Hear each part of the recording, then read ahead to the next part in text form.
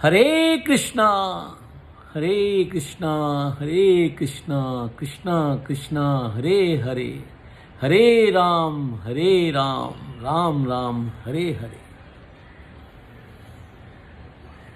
श्रीमद् भगवद गीता सार में चतुर्थ अध्याय, जिसको ज्ञान कर्म संन्यास योग भी कहा गया है।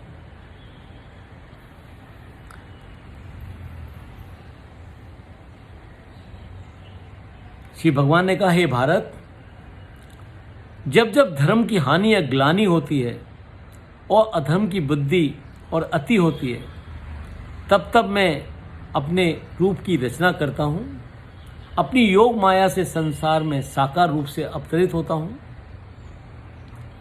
साधु और सज्जन पुरुषों या उद्धार करने के लिए और पापी दुष्टों का विनाश करने के लिए, धर्म की स्थापना करने हेतु मैं युग युग में प्रकट होता हूँ।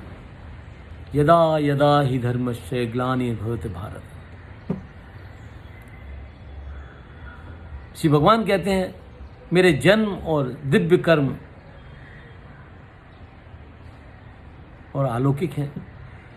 जो मनुष्य इसे तत्व से जान लेता है, वह शरीर को छोड़ने पर पूर्ण जन्म को प्राप्त नहीं होता है, बल्कि मेरे सनातन परम धाम को प्राप्त करता है। इस तरह से श्री भगवान ने पुण्य जन्म और अवतरण के सिद्धांत को पुष्ट किया है। सृष्टि की रचना के कर्म का कर्ता होने पर भी परमेश्वर को अकर्ता ही जानो। कर्मों में मेरी लालसा नहीं है, इसलिए कर्म मुझे लिप्त नहीं करते। जिस पुरुष के संपूर्ण कर्म शास्त्र अनुसार वेद, उपनिषद, श्रीमद् भगवद गीता आदि और सर्व कर्म कामना और संकल्प रहित हैं, जिसके संपूर्ण कर्म ज्ञान अग्नि से पावन हो गए हैं, ऐसे महान पुरुष को ज्ञानियों में भी पंडित कहते हैं। जो मनुष्य सब कर्मों में और उसके फल में आसक्ति का त्याग करके संसार के आश्रय से रहित हो गया है और नित्य तप्त है, वे कर्मों में प्रवृत्त होते हुए भी वास्तव में कुछ नहीं करता, वे वास्तव में कर्मयोगी ही है। जो अपने आप प्राप्त हुए में संतुष्ट है, जो सब प्रकार के द्वंद्वों, सुख दुख, राग द्वेष, मान अपमान, लाभ हानि से रहित है, ऐसा सिद्धि और असिद्धि में सम रहने वाला कर्मयोगी कर्म करता हुआ भी उनसे बंधता नहीं है। जो पुरुष आसक्ति ममता से रहित हो गया है, जिसका चित्त निरंतर परमात्मा के ज्ञान में स्थित रहता है, ऐसा यज्ञ हेतु कर्म करने वाला कर्मयोगी भी कर्मों से नहीं बंधता।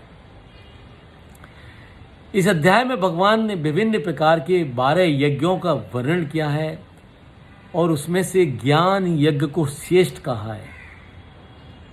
सर्व आसक्ति रहित कर्म ज्ञान के लक्षण हैं और ज्ञान किसी तत्वदर्शी ज्ञानी के संपर्क में जाकर उनसे भली भांति प्रणाम नमन करके अति सेवा भाव से उनके सानिध्य और सामीप्य से ग्रहण करना चाहिए।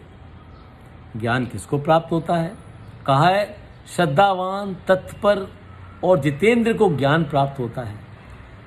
ज्ञान प्राप्त करने के लिए 3 गुण होने आवश्यक हैं। वे है तत्पर होना, श्रद्धावान होना और इंद्रियों का नियंत्रण करने वाला होना। ऐसे महापुरुष ज्ञान प्राप्ति के पश्चात विवेक से सब प्रकार की शंकाओं और संशयों का निवारण करके कर्म बंधन की व्याख्या है। कर्म बंधन का मुख्य कारण द्वेष और भय भाव है। इससे मुक्त होने के लिए एक अभ्यास प्रस्तुत है। क्षमा द्वारा अंतःकरण को शुद्ध करना। साक्षात क्षमा संभव ना हो तो मन से क्षमा कर देना और मन से ही क्षमा मांग लेना। इसके अंतःकरण निर्मल होने पर दोष और भय भाव रहित होकर साधक कर्म बंधन के से मुक्त होने की राह पर अग्रसर हो जाता है। इसका दूसरा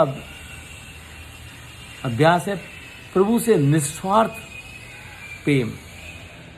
परमात्मा से प्रेम होने पर स्वतः धीरे धीरे जीवात्माओं से प्रेम होना विकसित हो जाएगा, क्योंकि वे सब ही उसके अंग हैं।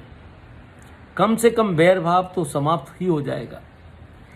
यह भी कर्म बंधन से मुक्त होने के लिए एक श्रेष्ठ अभ्यास है। कर्म बंधनों से मुक्त होकर परम शांति को प्राप्त होते हैं। तो ये था अध्याय 4 ज्ञान कर्म संन्यास योग का सार। आशा है आपको अच्छा लगा होगा। कृपया इसे लाइक करें, इसे फॉरवर्ड करें। अगर आपने मेरा चैनल अभी सब्सक्राइब नहीं किया है तो उसको सब्सक्राइब करें। अध्याय 5 अगली श्रृंखला में। हरे कृष्णा।